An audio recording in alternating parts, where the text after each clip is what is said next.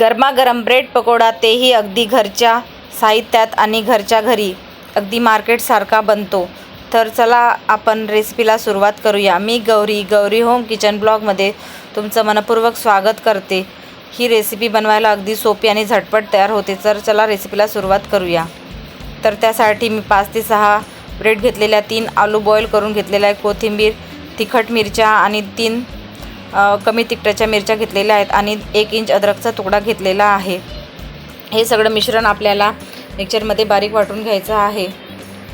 तर याची आपण चटणी बनवणार आहोत. एक मिक्सरचा जार घेतलेला आहे, त्यामध्ये कोथिंबीर, अद्रकचा तुकडा, मिरच्या आपल्याला तोडून टाकायच्या आहेत. त्यानंतर 2 तिखट मिरची घेतलेली आहे. हे सर्व मिश्रण आपल्याला बारीक वाटून घ्यायचं आहे. त्यामध्ये 1 टेबलस्पून जिरा घालून हे सगळं मिश्रण आपल्याला बारीक वाटून घ्यायचं आहे.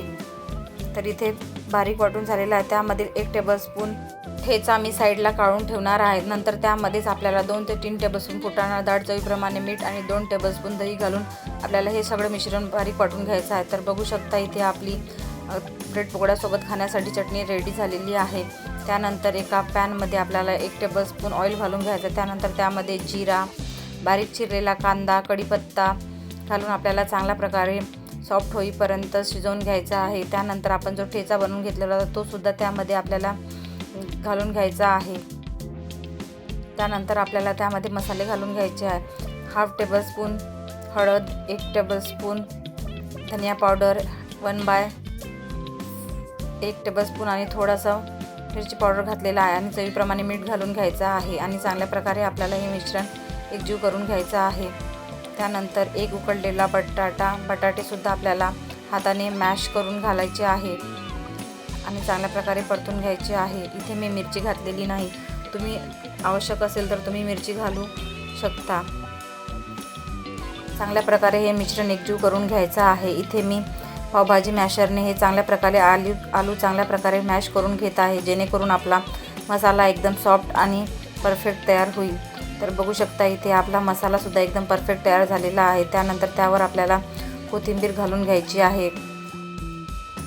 तर बघू शकता इथे आपला मसाला एकदम रेडी झालेला आहे. त्यानंतर आपल्याला बॅटर तयार करायला घ्यायचं. त्यासाठी एक कप मी बेसन घेतलेला आहे. त्यानंतर त्यामध्ये 1/2 टेबलस्पून हळद आणि 1 टेबलस्पून मिरची पावडर, ओवा आणि चवीप्रमाणे मीठ घालून बॅटर आपल्याला थोडं पाणी घालून चांगल्या प्रकारे बॅटर तयार करून घ्यायचं आहे, जेणेकरून त्यामध्ये एकही गुठळी असायला नको. तर बघू शकता इथे आपला बॅटरसुद्धा एकदम तयार झालेला आहे.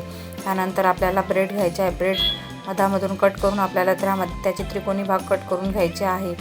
त्यानंतर त्यावर थोडा मसाला घालून आपल्याला एका पीसवर आपल्याला मसाला घालून घ्यायचा आहे आणि त्यावर दुसरा पीस ठेवून घ्यायचा आहे. अशाच प्रकारे आपल्याला सगळे ब्रेड पकोडे तयार करून घ्यायचे आहे. भरपूर ठिकाणी याला कटलेटसुद्धा म्हणतात, आमच्याकडे याला ब्रेड पकोडाच म्हणतात. तर बघू शकता इथे सगळे आपले कटलेट किंवा ब्रेड पकोडा तयार झालेला आहे. तर आपला बॅटरसुद्धा तयार झालेला आहे. बॅटरमध्ये आपल्याला डीप करून तेलामध्ये तळून घ्यायचा आहे. इथे मी तेल गरम करायला ठेवलेला आहे. तर बघू शकता इथे आपल्याला जो ब्रेड पकोडा आहे तो त्याला चांगल्या प्रकारे बेसनमध्ये चांगल्या प्रकारे डीप करून घ्यायचा आहे आणि त्यानंतर तेलामध्ये आपल्याला घालून घ्यायचा आहे आणि दोन्ही साईडने आपल्याला चांगल्या प्रकारे शिजवून घ्यायचा आहे. तर अशाच प्रकारे दुसरासुद्धा ब्रेड पकोडा मी घालून घेत आहे आणि चांगल्या प्रकारे दोन्ही ब्रेड पकोडे आपल्याला किंवा कटलेट आपल्याला चांगल्या प्रकारे शिजवून घ्यायचे आहे. ही सगळी प्रोसेस आपल्याला कमी गॅसवरच करायची आहे, जेणेकरून आपल्याला ब्रेड पकोडासुद्धा चांगल्या प्रकारे शिजेल आणि वरून कुरकुरीत आणि एकदम आतून एकदम सॉफ्ट असा तयार होईल. तर बघू शकता त्यानंतर आपल्याला एक साईडने पलटवून घ्यायचा आहे. तर बघू शकता इथे आपला ब्रेड पकोडा तयार झालेला आहे.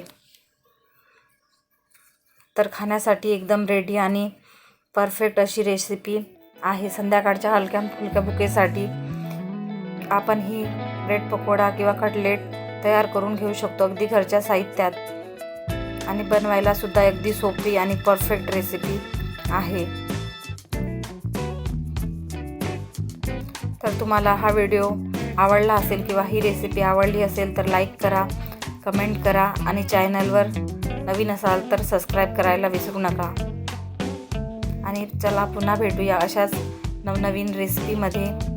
परत एकदा पुन्हा भेटू अशाच नवनवीन एकदा रेसिपीमध्ये. धन्यवाद.